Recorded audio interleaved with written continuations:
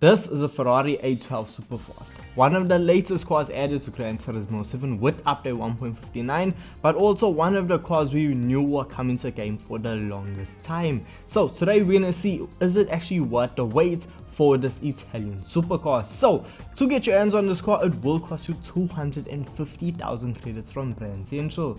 Now that's quite a lot of money, so what are you getting for that? Well, you're getting a big old naturally aspirated V12 engine that produces 788 brake horsepower bone stock, which is just outright impressive, and a vehicle that only weighs 1,525 kg. So what does that mean when it comes to handling? So around here, also driving park, I took it and put it up against what the game considers competitive. So that is vehicles like the Mercedes AMG GTR Black Series and the Ferrari F12 Ballinetta. We also ran up against other Porsches, and when I tell you, the Ferrari A12 Superfast gave these vehicles a run for their money.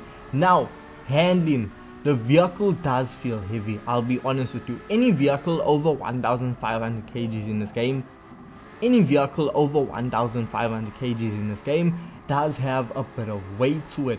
Now, unlike a lot of other vehicles, when it comes to cornering, this vehicle did not understeer.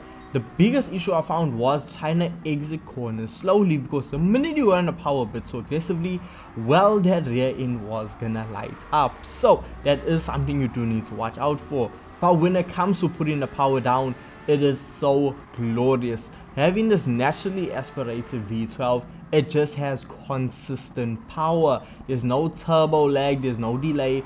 It just has 100% power throughout the rev range, and you can really feel that, and you can hear that V12 screaming as it shifts through the gears.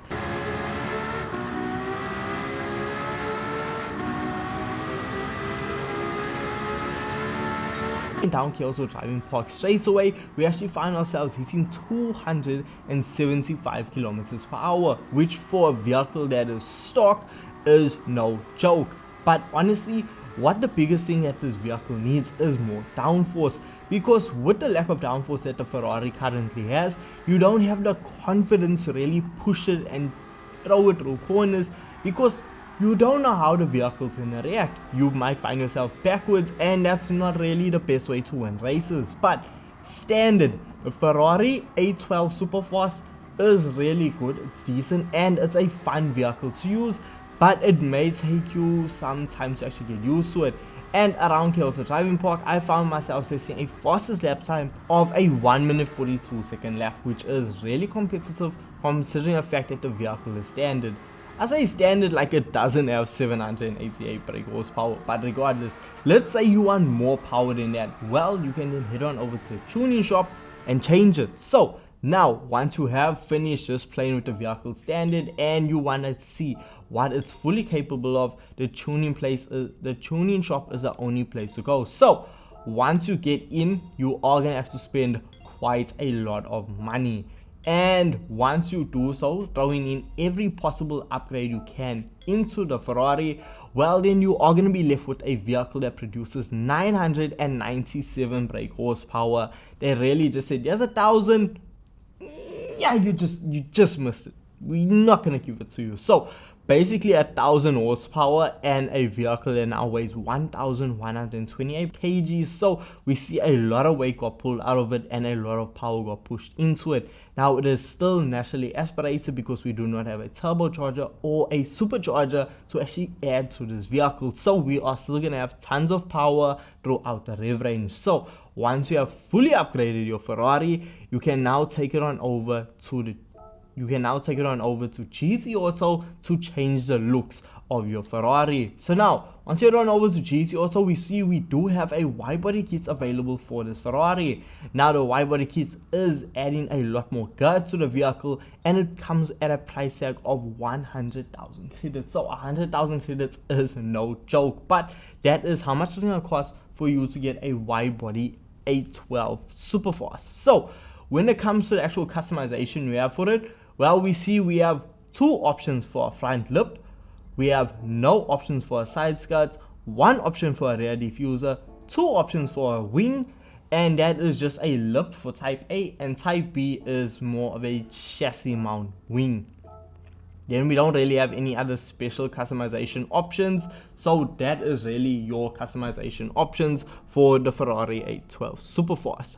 Now, the customization still remains the same. When you add a wide body kit to it, the parts do not change. So once you have fully upgraded your Ferrari 812 Superfast and you have it looking the way you want it to, you can then take it back out onto circuit to feel what this vehicle is capable of. And when I tell you, oh my word, is this one of the best driving cars I've experienced in a long time.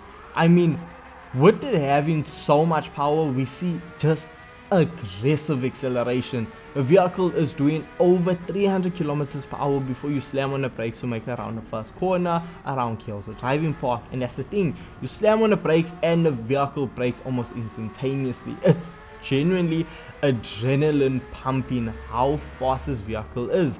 And don't get me started on how much downforce this Ferrari actually produces. It's insane how much downforce it actually pushes down, because usually with cars this lightweight, this level of power, coming around Kyoto Driving Park, we notice that the front end will actually lift up when going over the hill. That is not the case. You can feel the Ferrari actually hunker down, and when it comes cornering, it is absolutely no joke. Now we do see when coming out of slow corners and you get on the power, the rear end does still step out. So look, that is something you do need to watch out for, because with so much power, even though we are on racing soft tires, it's still extremely punchy. So it is gonna wanna light up those rear wheels. So you do need to just watch out how you exit corners. You can change this by fiddling with your differential, which I didn't do, but still this vehicle is just insanely quick. And to put that into terms, around Kyoto Driving Park, I say anything faster than a 1 minute 35 is competitive.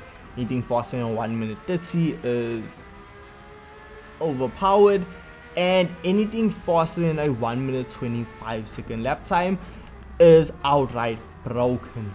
And we see with this Ferrari, it's at a fastest lap time of a 1 minute 25 second lap around Kyoto Driving Park, and it could have easily done a 1 minute 24 lap.